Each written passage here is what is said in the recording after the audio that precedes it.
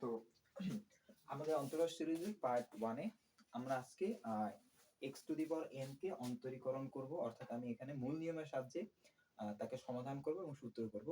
এইটা আমাদের জানতে হলে আমাদের একটা সূত্র সম্পর্কে আগে ধারণা নিতে হবে। সেটা হলো আমাদের 1 plus x to the power n। 1 plus x to the power n সূত্র হলো 1 plus nx plus n into n minus 1 x square divided by 2 factorial plus n into n minus 1 n minus 2 x cube divided by 3 factorial। আমাদের এই সূত্র সম্পর্কে সূত্রটা জানতে হবে, তাহলে আমরা তাছাড়া এই ম্যাথ আমরা করতে পারবো না।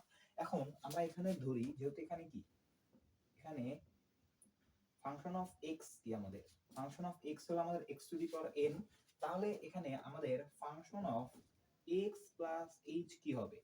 জাস্ট x এর জায়গায় x প্লাস h টা বসবে, অর্থাৎ x প্লাস h তার উপরে হবে n। এখন আমাদের এতটুকু বোঝার পরে তারপর আমাদের হবে কি ddt ফাংশন অফ x, কারণ আমার ফাংশন অফ x টাকেই তো আমাদের করতে হবে।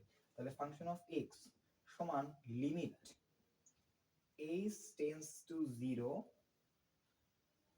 h, নিচে h, উপরে হলো function of x plus h minus function of x।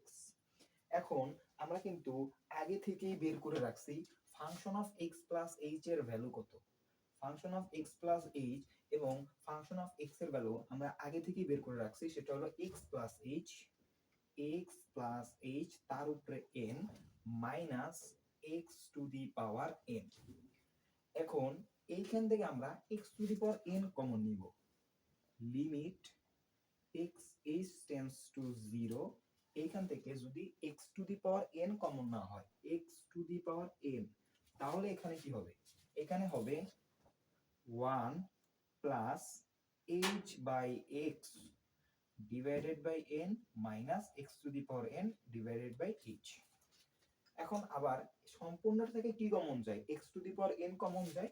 এখন আমরা যদি লিমিট h টেন্ডস টু 0, এখান থেকে x to the power n common না হলে 1 plus h by x divided by n minus 1 divided by h।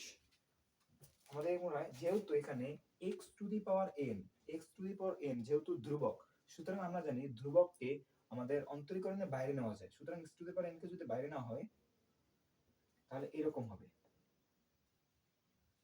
x to the power n। এখন এই h কে এইভাবে লিখলাম। এখন এখানে 1 plus x to the power n এর সূত্রে পড়ে গেছে। এখানে সূত্রটা যদি ভাঙানো হয় এবং তারপর ক্যালকুলেশন করলে আমাদের অ্যানসার চলে আসবে। যেমন এরপরে যেহেতু এটা যদি আমি ভাঙাই তাহলে আমাদের এখানে কি ছিল? তাহলে এখানে কি হবে?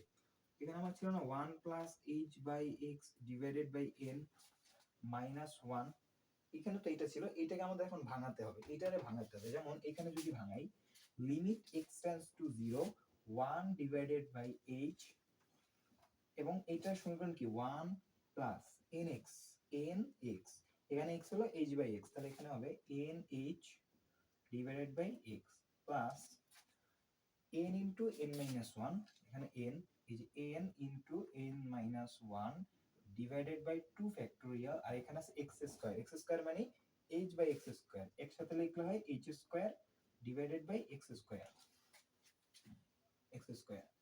এখানে সেকেন্ড ব্র্যাকেট দিলে ভালো হয়, সেকেন্ড ব্র্যাকেট। আর সবার লাস্টে এই একটা মাইনাস 1 আছে, এটা থার্ড ব্র্যাকেট দিয়ে আমরা মাইনাস 1টা যদি দিয়ে দিই, এই মাইনাস 1টা, এইখানে এই মাইনাস 1 আর এই প্লাস 1 কাটাকাটি, এই মাইনাস 1 আর এই প্লাস 1 কাটাকাটি, তাহলে এখানে মাইনাস 1 এবং প্লাস 1 কাটাকাটি চলে যায়। আর এখানে তো লিমিট x টেন্ডস টু 0 আছে, এগুলো আমরা এখন বসালাম না। এখন h দিয়ে যদি আমি এটা ভাগ করে দিই, এখানে h দিয়ে ভাগ করে দিলে এখানে h কাটা যায়, এখানে h দিলে এখানে একটা h, দুইটা h থেকে একটা h নিলে একটা h থাকে, তাহলে এখানে শুধুমাত্র থাকে আমার এইটা x to the power n আর এখানে লিমিট h টেন্ডস টু 0। এখন আমি যদি h এর ভ্যালু বসাই দিই, আমি যদি লিমিট বসাই দিই, এখানে তো কোনো h নাই, এটা হলো n বাই x। এরপর প্রত্যেকটাই n বাই x ছাড়া যত রাশি আছে, ডট ডট ডট যত রাশি আছে, প্রত্যেকটা রাশিতে একটা হলো h আছে। আর যে সকল রাশিতে h আছে মানে h মানে শূন্য, তাহলে প্রত্যেকটা ভ্যালু আমাদের 0 হয়ে যাবে, অর্থাৎ আমাদের এইখান থেকে শুরু করে যত ভ্যালু আছে সবকিছুর মান কত? শূন্য। সবকিছুর ভ্যালু শূন্য। সুতরাং আমরা লিখতে পারি x to the power n into n by x, এটা না? এখন এইটা মানেই কিন্তু আমার n, এটা মানি আমাদের x n, এটাকে লেখা যায় কত? 1 বাই x ইনটু n, এরকম লেখা যায় না? 1 বাই x, এটাই তো গুণবো, দেখো n বাই x। এখন 1 বাই x মানে তো x মাইনাস 1, x ইনভার্স 1। এখন এটা করলে আসে না n into x n minus 1। Proof. এটা সূত্র হিসেবে আমাদের মুখস্থ রাখতে হবে, বাট ডেরিভেশনটা অনেক সময় আসে, ডেরিভেশনটা ইম্পর্টেন্ট। সো এটা মূল নিয়মে x to the power n এর অন্তরজ।